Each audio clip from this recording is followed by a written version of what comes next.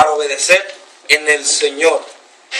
Miren lo que dice el apóstol Pedro en la primera carta. Dice: Pedro, apóstol de Jesucristo, a los expatriados de la dispersión en el Ponto, en Galacia, Capadocia, Asia y Bitinia, elegidos según la presencia de Dios Padre en santificación del Espíritu, para obedecer y ser rociados con la sangre de Jesús, gracia y paz os sean multiplicadas. Verso 3 dice: bendito el Dios y Padre de nuestro Señor Jesucristo, que según su sangre y misericordia nos hizo renacer para una nueva esperanza viva por la resurrección de Jesucristo de los muertos, para una herencia incorruptible, incontaminada e inmarcesible, reservada en los cielos para vosotros, que sois guardados por el poder de Dios. Póngale cuidado al verso 5.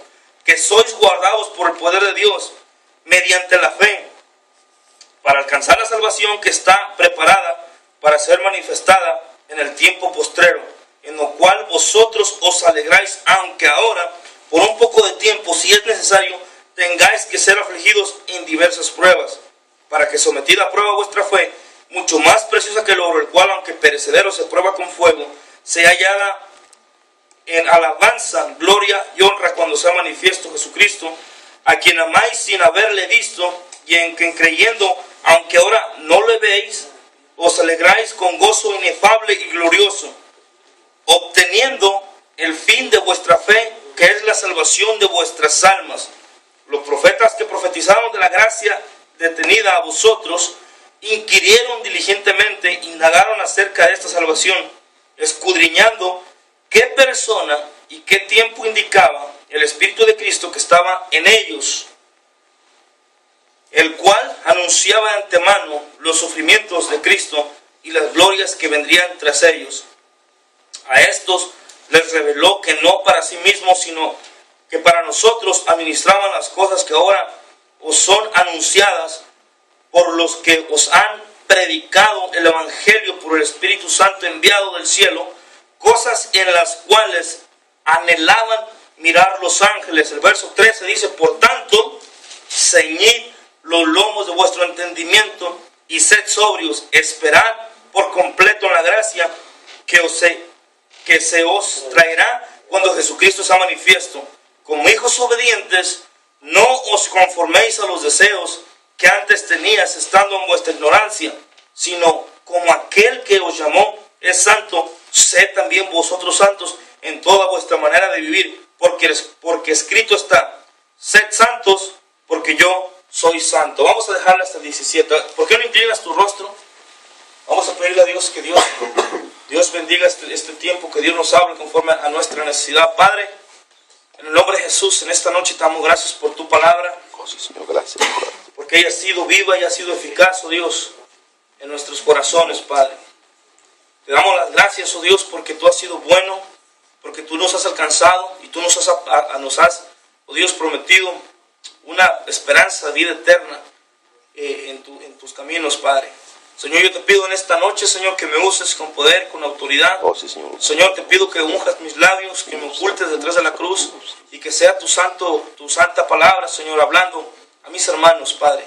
Te doy gracias, oh Dios, porque tú me has hablado a través de esta palabra, tú me has exhortado, Señor, a vivir conforme a tu voluntad, Señor.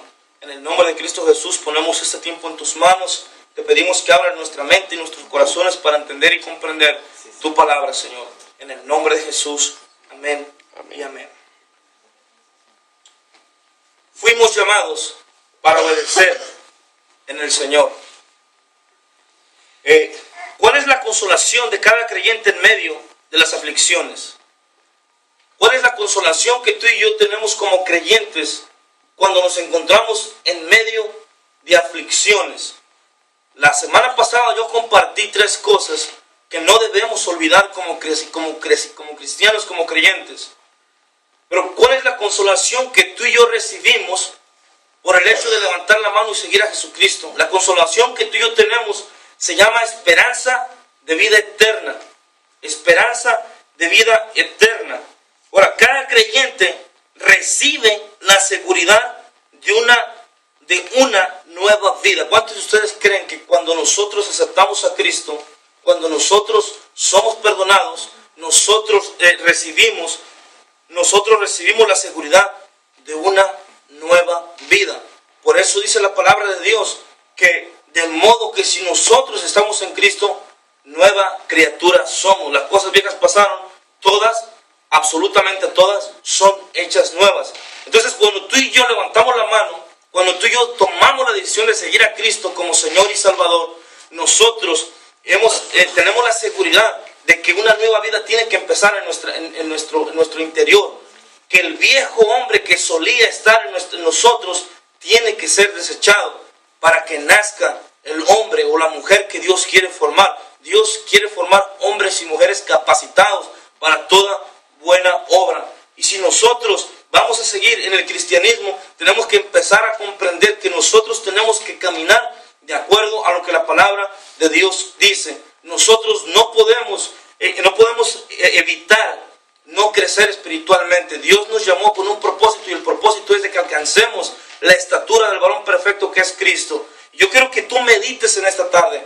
¿En qué nivel espiritual te encuentras? Yo quiero que tú medites cómo está tu condición espiritual. ¿Cómo te sientes? ¿Estás decaído? ¿Estás triste? ¿Sientes que no has crecido, que no has avanzado? Porque la Biblia dice que Dios nos llamó a vivir una vida y una vida en abundancia. ¿Cuántos lo creen? Y si nosotros no estamos experimentando esa vida en abundancia, tenemos que empezar a examinar nuestra vida. Señor, ¿en qué estoy fallando? El verso 3 dice: bendito el Dios y Padre de nuestro Señor Jesucristo, que según su grande misericordia nos hizo renacer una nueva esperanza. Ahora miren lo que dice Efesios 2. Él os dio vida a vosotros cuando estabais muertos en vuestros delitos y pecados. ¿Cuál es la esperanza que vino a renacer? Que cuando tú y yo estábamos muertos en el pecado, Jesús vino y expió nuestros pecados, y es por eso que tú y yo hoy somos perdonados. Esa es la esperanza de vida eterna, porque antes de Jesucristo éramos incapaces de obtener salvación. Recuerde que en el Antiguo Testamento los pecados solo se cubrían. Por eso es de que Juan dijo: he aquí el Cordero que quita el pecado del mundo. No cubre, quita. Entonces usted y yo estábamos muertos en nuestros delitos y pecados, y Cristo vino y Él nos limpió, nos perdonó, Él nos redimió, nos adquirió porque éramos esclavos. Jesús en el Evangelio de Juan 8:34 dice que todo aquel que practica el pecado es esclavo del pecado. Y Jesús viene y nos redime. Redimir quiere decir adquirir de nuevo, comprar a precio de sangre. Entonces, Pedro escribe esta carta con el fin de alentar a los cristianos que en el tiempo de la persecución, esto fue aproximadamente como 70 años después de la muerte de Cristo, Pedro escribe esta carta con el fin de alentar a los creyentes que habían sido desterrados, que habían sido despatriados. Cuando la persecución empezó contra los cristianos, muchos cristianos empezaron a retroceder, porque empezaron a tener pruebas y dificultades. Y dígame usted, ¿quién de nosotros no enfrentamos hoy en día pruebas y dificultades? Las enfrentamos. Jesús lo dijo: en este mundo van a tener aflicciones, pero confíen en Él porque yo ya vencí. Y esto quiere decir que si Jesús venció, tú y yo podemos vencer, porque todo lo podemos en Él, que Él nos fortalece.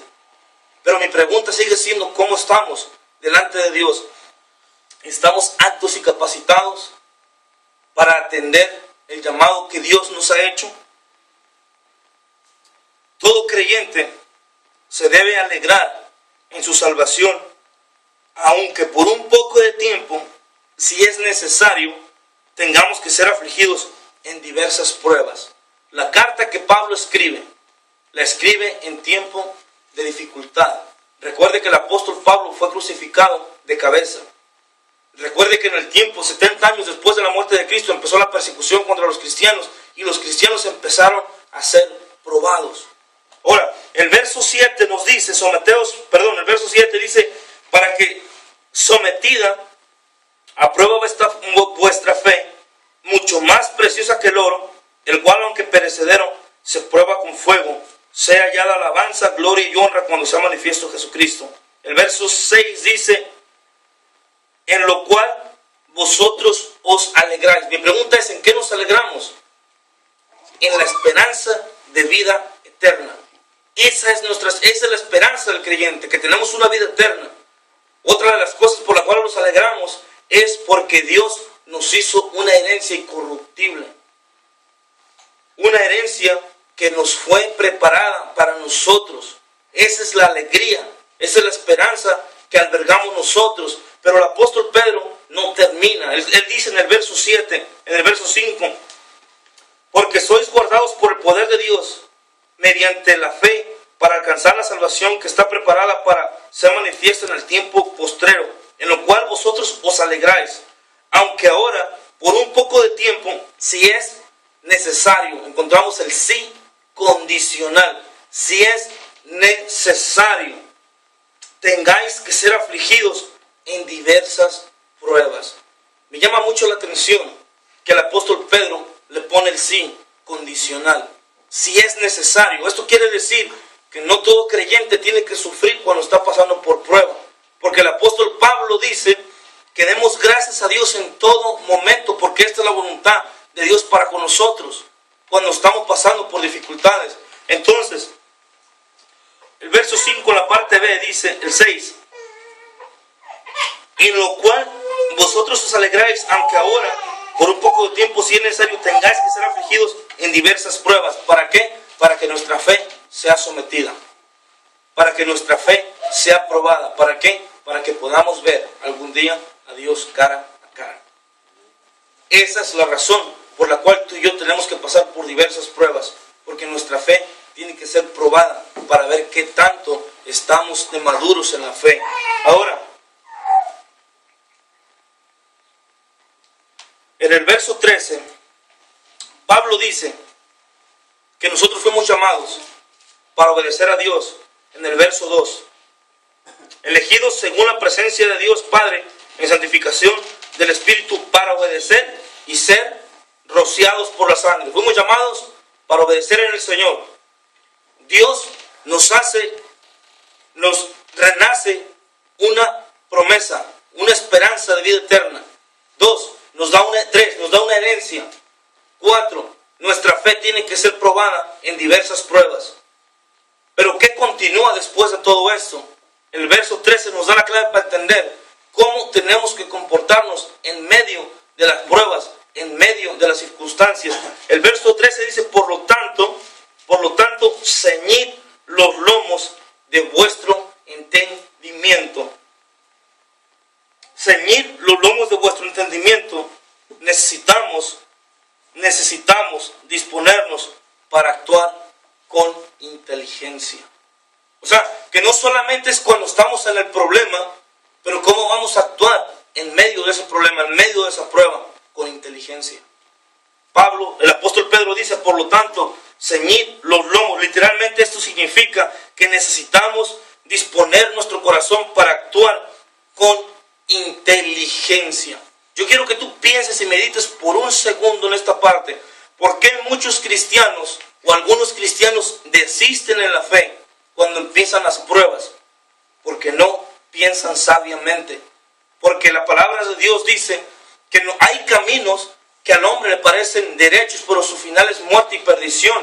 Muchos o algunos creyentes desisten en la fe cristiana en medio de las pruebas porque actúan sin inteligencia. Y el apóstol Pedro dice, ceñid los lomos de vuestra inteligencia. O sea que tú y yo tenemos que actuar con inteligencia, con sabiduría, con el conocimiento que proviene de parte de Dios. Efesios 5, 15 al 16 dice, mirad pues cómo andéis, no como necios, sino como sabios. Y esto abarca muchas áreas en la vida cristiana. ¿Por qué? Porque estamos en el empleo y enfrentamos problemas. Estamos en la casa y enfrentamos problemas. La respuesta es cómo vamos a reaccionar, con la inteligencia, o vamos a reaccionar como solíamos reaccionar en el mundo. Porque de alguna u otra manera va a haber luchas. Y tenemos que estar conscientes de que esas luchas las podemos vencer en el nombre del Señor.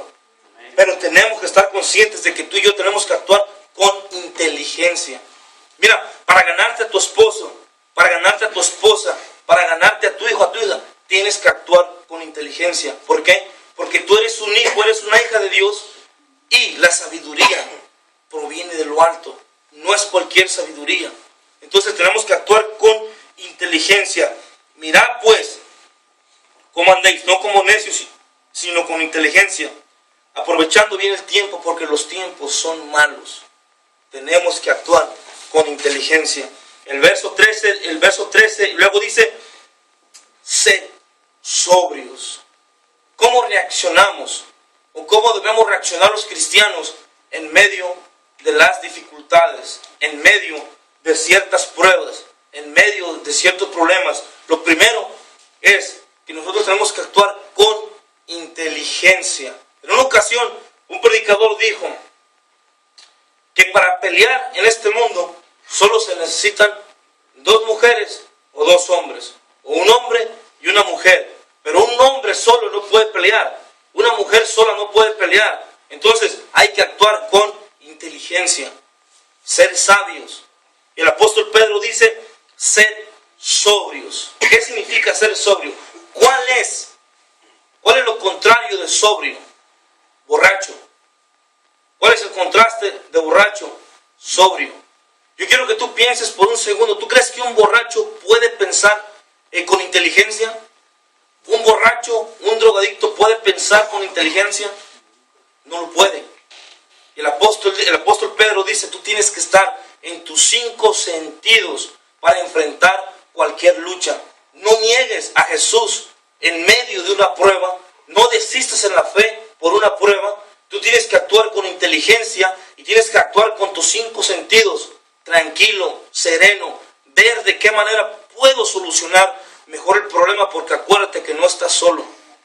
He aquí que yo estoy con vosotros todos los días hasta el fin del mundo, dijo Jesús en Mateo 28. Yo estoy con vosotros todos los días hasta el fin del mundo. Pero tenemos que actuar con inteligencia, con nuestros 5 sentidos, para resolver nuestras dificultades, ya sea matrimoniales, ya sea en el trabajo, en la calle. ¿Cómo vamos a reaccionar? Sed sobrios. Es lo opuesto a estar alcoholizado. Una persona sobria es aquella que tiene moderación y dirección en su forma de actuar. Yo me pregunto, en medio de un problema, ¿actúas con moderación? ¿Actúas con dirección? ¿Cómo reaccionamos? ¿Cómo reaccionamos cuando no aceptamos la realidad en la que nos encontramos? ¿Cómo reaccionamos cuando dentro o fuera de la iglesia hay personas que no nos caen bien? ¿Somos sobrios para poder aceptar a las personas tal como son? ¿Somos sobrios? ¿Estamos en nuestros 5 sentidos? ¿Somos inteligentes para entender que cuando nosotros nos metemos con un hermano, cuando nosotros nos metemos con la gente de afuera, nos estamos metiendo con la creación de Dios? Y la palabra de Dios nos dice que cuando alguien critica o habla acerca de otra persona, es meterse, es inflamar la rueda de la creación.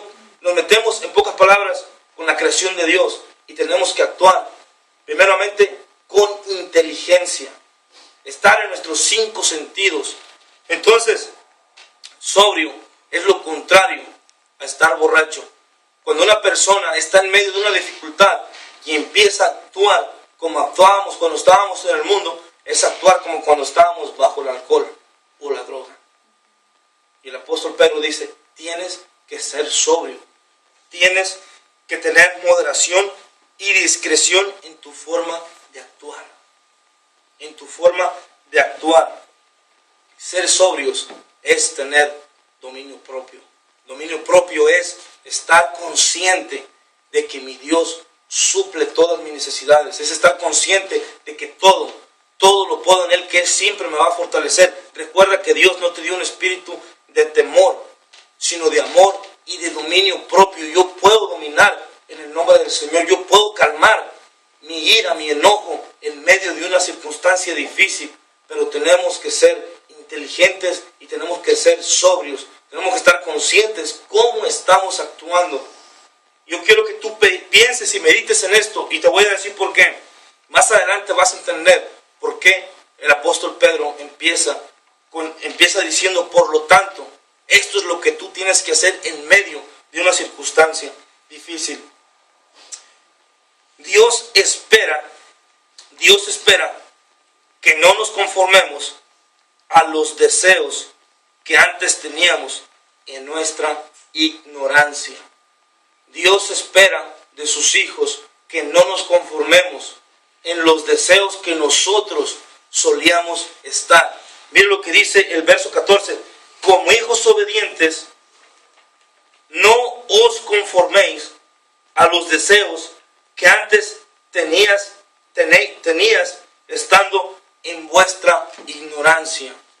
Muchos de nosotros llegamos a los pies del Señor ignorantes en la palabra de Dios. Y el apóstol Pedro dice, ok, si tú estás pasando por dificultad, tienes que actuar con inteligencia. Tienes que ser sobrio para resolver una situación difícil.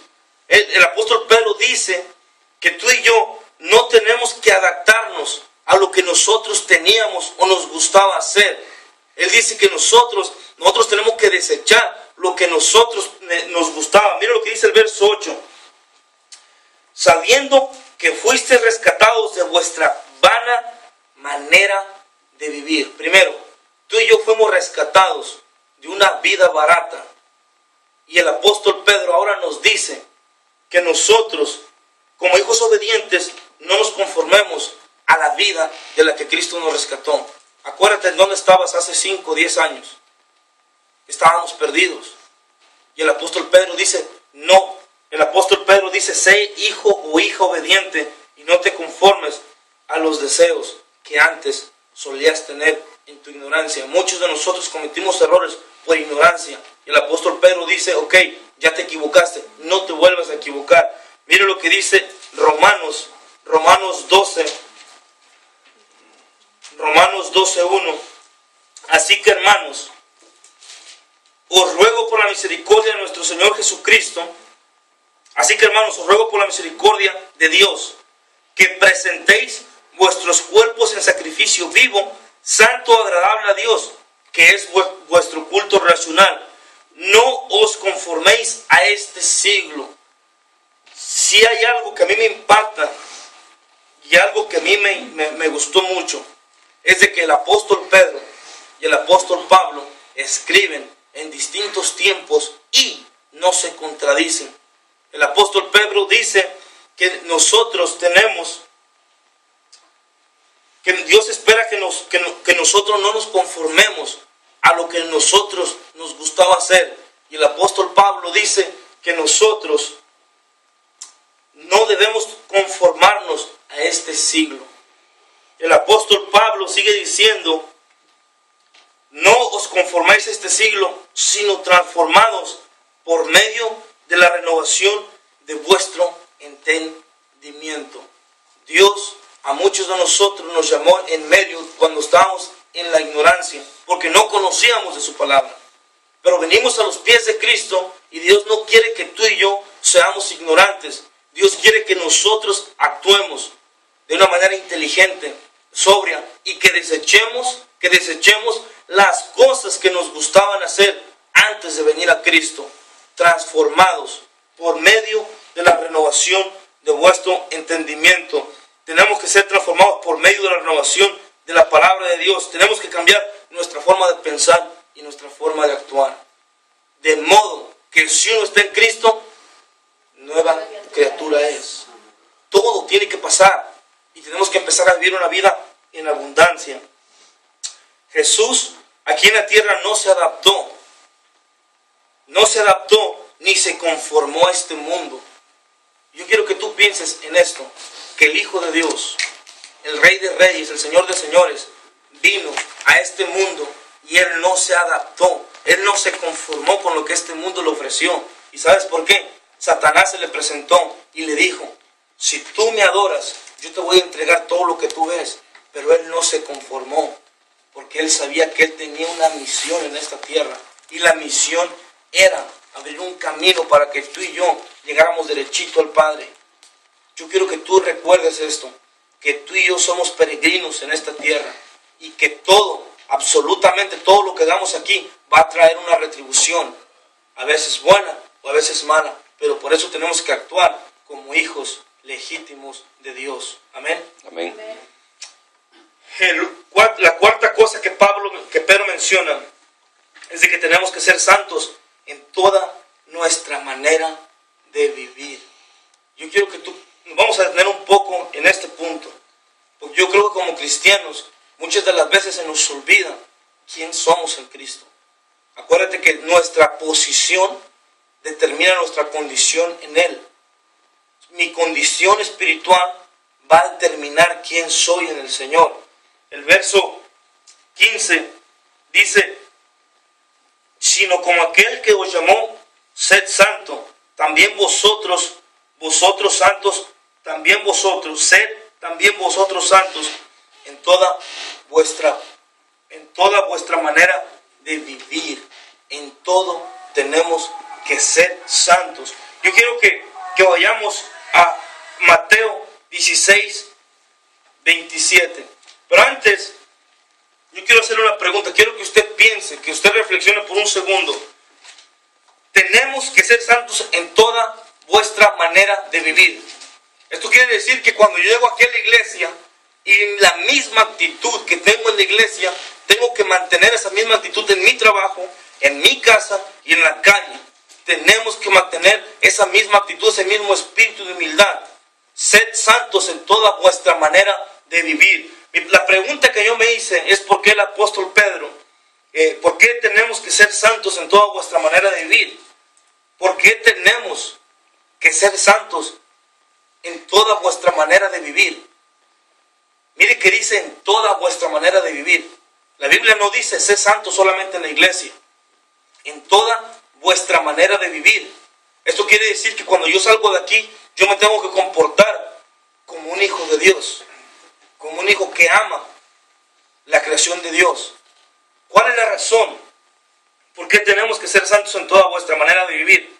Mateo 16, 27 nos da la clave. ¿Por qué? Mira lo que dice: porque el Hijo de Dios ha de venir con él, ha de venir con él la gloria de su Padre con sus ángeles, y entonces recompensará a cada uno según su conducta. Estoy leyendo de la versión de las Américas. ¿Por qué tenemos que ser santos en toda nuestra forma de vivir? Porque el Hijo de Dios vendrá en la gloria de su Padre con sus ángeles y juzgará y recompensará a cada uno según nuestra conducta. Recuerde que la palabra de Dios nos dice que de toda palabra ociosa que hable en nuestra boca seremos juzgados. Tenemos que ser santos en toda nuestra forma de vivir. No solamente en la iglesia, afuera de la iglesia, porque afuera de la iglesia es donde se conoce el verdadero cristiano. Entonces, quiero concluir de esta manera. La palabra de Dios nos manda a ser santos porque Dios es santo. Y la santidad es una de las características que sobresalen de Dios en toda la Escritura. Sed santos porque yo soy santos. ¿Qué quiere decir santidad? Santidad significa apartado del pecado, apartado del mal. Hay un falso concepto en las religiones, que se cree que santo es aquel que murió hace años y que lo han canonizado por la iglesia. No puedo pronunciar esa palabra yo así rápido. Canonizado. Aceite canola. Pero miren, la idea es de que santo es aquel que se ha apartado del mal para vivir una vida consagrada a Dios. Esa es una persona santa. Por eso es de que la Biblia a todos los que nos hemos apartado nos llama santos. Y aunque usted no lo crea, usted y yo somos santos. ¿Por qué? Porque nos hemos apartado de las cosas que nosotros solíamos hacer. Entonces recuerde que sin santidad nadie verá a Dios. necesitamos actuar inteligentemente, ser sabios. Tenemos que desechar la forma de pensar y tenemos que ver cómo estamos actuando. Y me llama mucho la atención que el apóstol Pedro termina diciendo: sean santos en toda su manera de vivir. Que no te importe la situación o la circunstancia por la que tú estás pasando, que no te importe por el problema que estás pasando. Yo quiero que tú seas santo, que tú te apartes y te consagres para mí. Eso es lo que la carta del apóstol Pablo dice. Ahora, el tema central de la carta de Pablo es la esperanza. Hay una esperanza en Cristo, pero tenemos que aceptar que nosotros tenemos que cambiar nuestra forma de pensar y de actuar, porque por mucho tiempo estuvimos afuera sin Dios y llegamos a los caminos de Dios y tenemos que empezar a programarnos una vida espiritual que nos conduzca al Señor. ¿Cómo puedo alcanzar la santidad? A través de la palabra. Juan 17:17 dice: Padre, santifícalos en tu verdad, tu palabra es verdad. Pero mucha gente puede pensar y decir que con el simple hecho de leer la palabra lo es todo. Yo quiero decirle que bíblicamente no lo es todo. El libro de Santiago dice en el verso 1, verso 22, pero sed hacedores de la palabra y no solamente oidores. O sea que no basta con que yo venga todos los días y me meta 1 hora a estudiar su palabra. No basta. Tenemos que ser hacedores de lo que esta palabra me dice, de lo que esta palabra te dice. Sin santidad nadie verá al Señor. Y yo quiero invitarle en esta tarde a que usted reflexione. ¿Cómo reaccionas? ¿Reaccionas inteligentemente? ¿Estás sobrio? ¿Estás completamente capaz para poder decir: ok, esta es la situación por la que estoy pasando y esto es lo que voy a hacer? ¿Soy capaz de refrenar mi lengua? ¿Soy capaz de refrenar mis emociones, mis deseos, mis pensamientos? ¿Soy capaz de refrenar mi manera y mi forma de actuar? Porque si no lo estamos haciendo, yo le invito a que usted y yo en esta tarde le entreguemos esa área a Dios. Dios puede someter esa parte.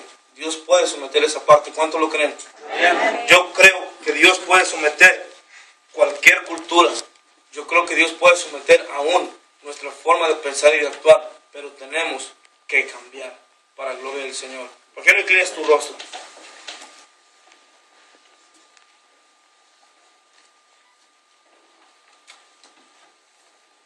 Padre, en el nombre de Jesús, en esta noche te damos gracias por tu palabra. Señor, sabemos que aún en medio de problemas y dificultades, tenemos que mantenernos en santidad, Padre. Gracias te damos, oh Dios, porque tú nos amas y tú nos exhortas, oh Dios, a través de tu palabra para que podamos alcanzar la altura del varón perfecto que es tu Hijo Jesucristo, Señor.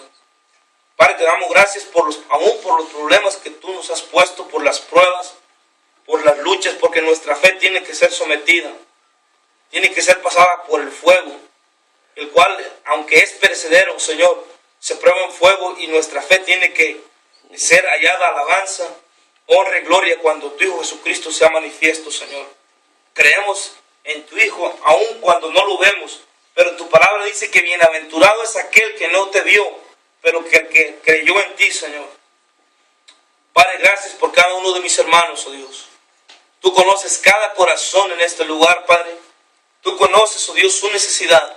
Yo ruego, Dios, en esta noche que tú tomes el control de sus emociones, que tú tomes el control de sus decisiones, Padre, y que tú nos ayudes a hacer cambios en nuestras vidas, Padre. Necesitamos actuar con inteligencia, Padre. Necesitamos actuar sabiamente, inteligentemente, Señor.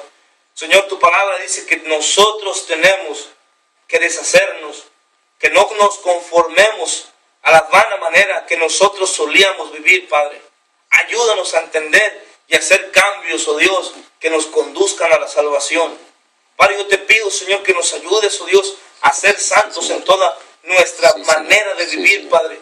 Que donde quiera que estemos podamos testificar de que tú eres nuestro Dios y nuestro Salvador, Padre. Señor, te alabamos y te glorificamos, y gracias por tu palabra, Señor, porque ella ha sido viva y ha sido eficaz para cambiar nuestras mentes y nuestros corazones. Y ayúdanos, oh Dios, a ser oidores y hacedores de tu palabra, Señor. Ayúdanos a hacer frutos dignos de arrepentimiento, Señor. No queremos perecer, oh Dios. No queremos, oh Dios, llevarnos a la sorpresa que el día que estemos frente a frente nos digas, apartados de mí porque no los conozco, Señor.